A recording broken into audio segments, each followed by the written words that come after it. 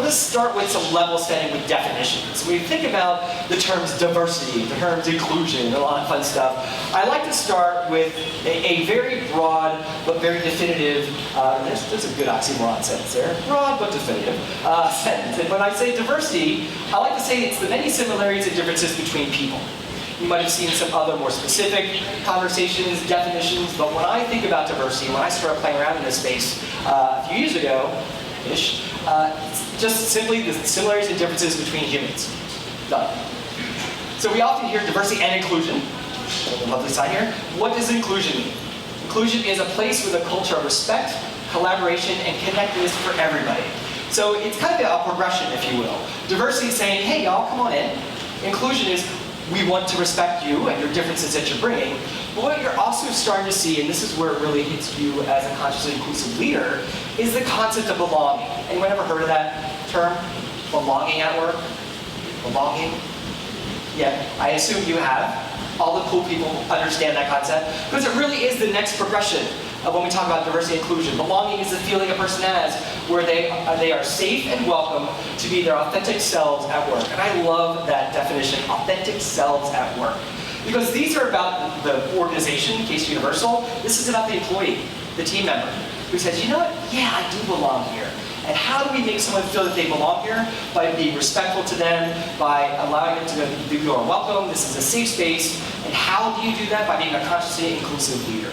So that's kind of the definition part of our conversation. Questions, thoughts, different perspectives. This is meant to be interactive, not just the Steve show. No, Steve, it's great. Okay, thank you. Sounds like we're good. We'll move on to kind of that's the level setting. Now let's go ahead and talk about, all right, Steve keeps saying consciously inclusive. What on earth is he talking about? So what do you think? What do you think I mean when I say being consciously inclusive?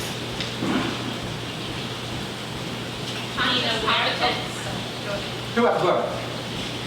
Conscious competence. Conscious competence? Inclusive dialogue, the right language, specifically the right type of words. Awesome. And listening. All of the above, yes, and? I heard being aware. Being aware, absolutely. What else? Non-judgmental. Non-judgmental, great phrase. Inviting a number of people from a broad spectrum into the discussion or meeting. Making sure that we have those differing opinions or broad perspective, I like that. So I like that these are all absolutely correct and all great concepts as we think about being consciously inclusive, and that's kind of, a lot of them are conscious inclusion in action. I like the working definition. Being consciously inclusive is when you make a deliberate or conscious effort to seek out ideas, perspectives, and experiences that differ from the majority and or your own. So I think that encompasses a heck of a lot of what y'all said, which is perfect.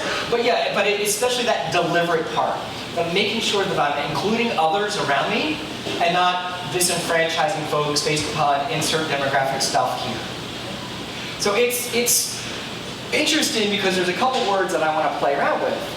Specifically the ones consciously inclusive. And when we think about that, it's really saying the opposite means unconsciously exclusive.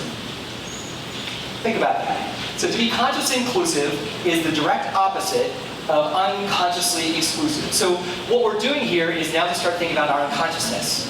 How our little heads working in the background that we don't know. Make sense? Okay. And by our unconscious mind, maybe excluding others from insert whatever group, team, dynamic here. So that's why I want to play around with this. Fact.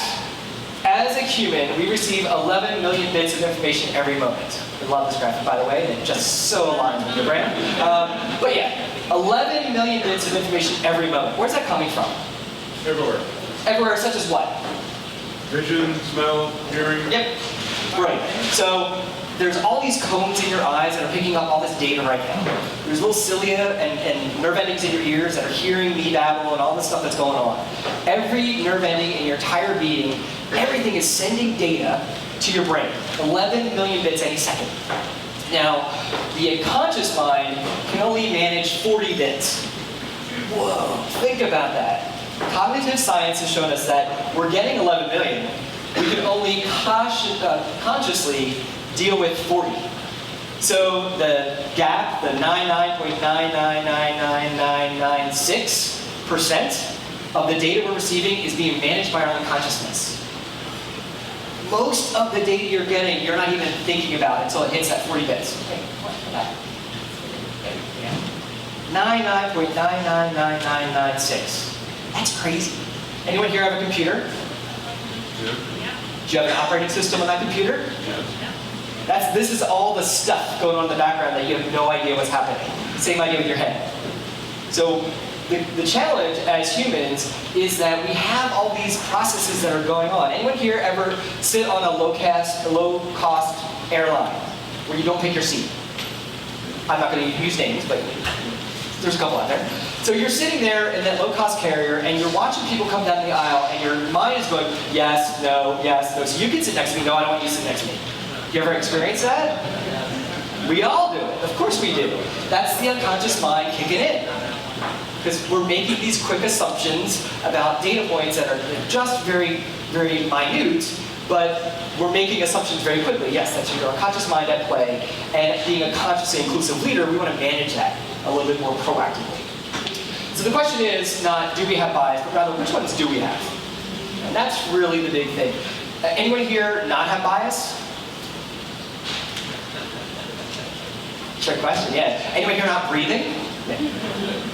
Then you could say yes. But if you are human, you have bias. Okay, that stinks that we're wired that way. And by the way, we're wired that way for safety, for cave person times. A big woolly thing came to our cave ancestors' door, and our cave ancestors didn't have time to sit there and pontify and say, well, they have big teeth, but maybe they're herbivore. No, they had that whole fight or flight thing.